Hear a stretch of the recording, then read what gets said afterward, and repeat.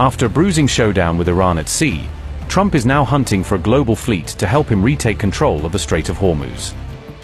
With Mujtaba's ships and missiles tightening the noose on Hormuz, a desperate Trump scrambles to build a new coalition just to keep it open. Even as he calls his naval blockade genius and 100% effective, Trump is quietly begging other countries for help to make it actually work.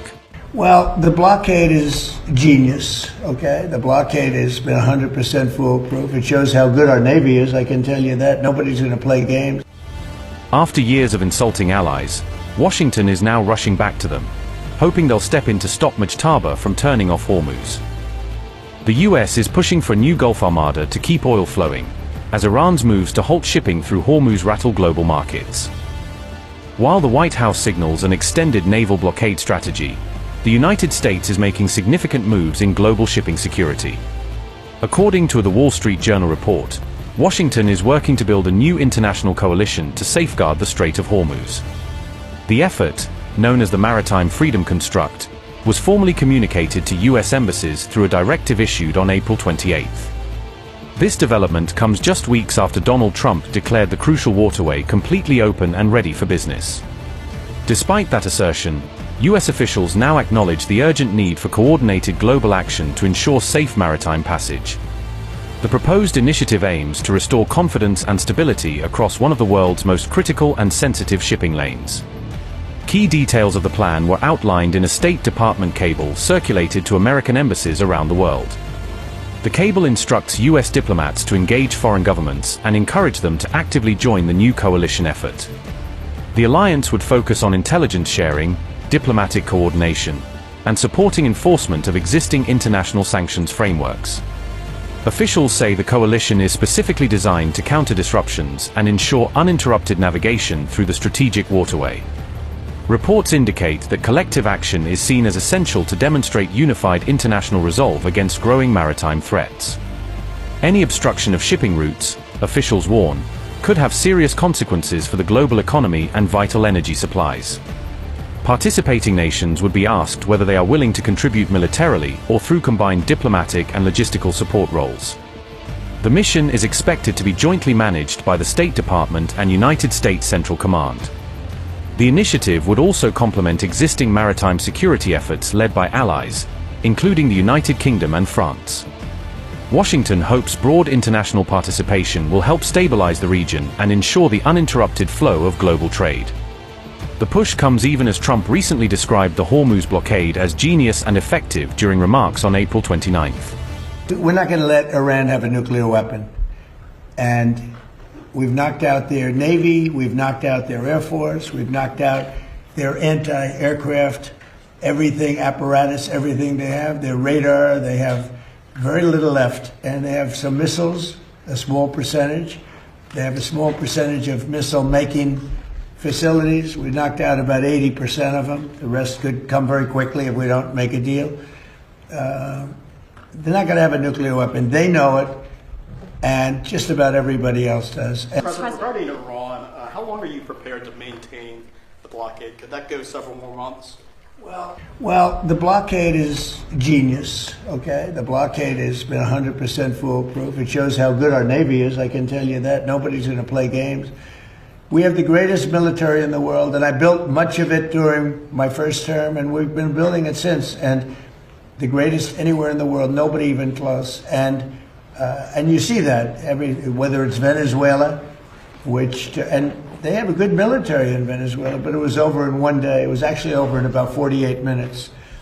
Iran, the same thing. I mean, militarily, we've wiped them out. They have no military left.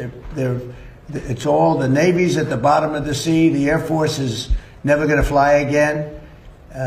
We've got an amazing military. Now they have to cry uncle. That's all they have to do. Just say, we give up. We give up. But their economy is really in trouble.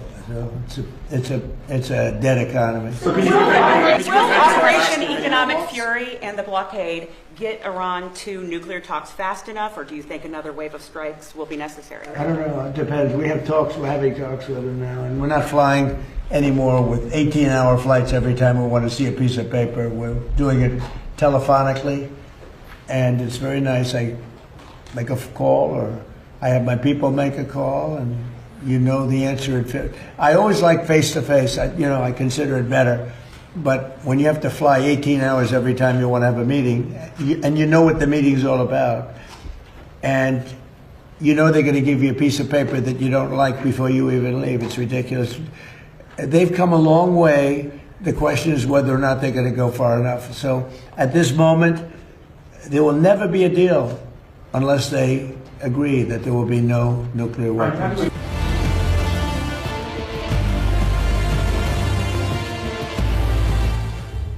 Iran's firm defiance against the U.S. naval blockade in the Strait of Hormuz continues to shape the escalating standoff at sea.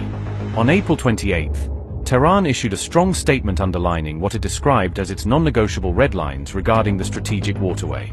Iran reiterated that it is not a signatory to the United Nations Convention on the Law of the Sea and is therefore not bound by its provisions. The clarification was delivered through Iran's permanent mission to the United Nations in an official statement released the same day. Tehran defended its actions in the strait, asserting that it has the sovereign right to secure and regulate activity within its territorial waters.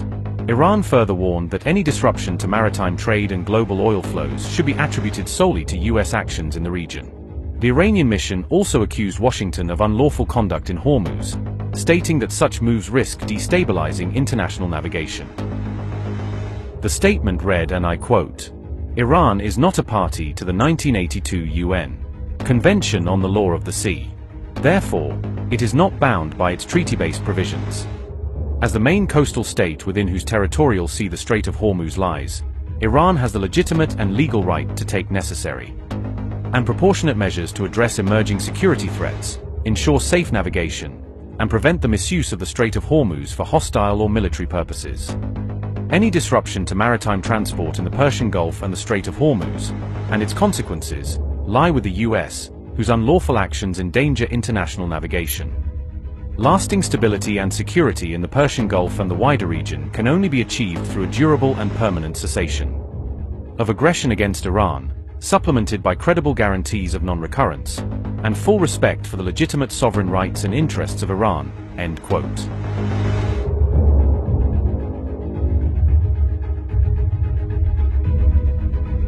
Amid the blockade, a Japanese-owned supertanker successfully transited the Strait of Hormuz in one of the rare crude-carrying passages through the choke point during the conflict. The Idemitsu Maru became the first Japanese-owned crude tanker to cross Hormuz since February 28, according to reporting carried by Press TV and other outlets tracking the passage. Reports said the vessel's passage required coordination with Tehran, underscoring Iran's de facto control over transit conditions in the area during the blockade. That made the transit especially notable because Japan is a major U.S. ally and depends heavily on Gulf energy flows even as sanctions and conflict have disrupted normal routes. Japan sources roughly 95% of its oil imports from West Asia, making the disruption caused by the war especially significant for Tokyo's energy security. The vessel was carrying about 2 million barrels of crude oil when it made the rare wartime passage through Hormuz. The ship is a Panama-flagged VLCC managed by the tanker arm of Japanese refiner Idemitsu Kozen. Tracking reports said the tanker began moving on April 27 after remaining stationary off the UAE coast for more than a week. It was transporting crude loaded from Saudi Arabia's Jumeirah terminal in early March before the delayed exit through Hormuz. Ship tracking data also indicated that it briefly altered course near Iran's Keshem and Larak Islands before continuing eastward out of the strait.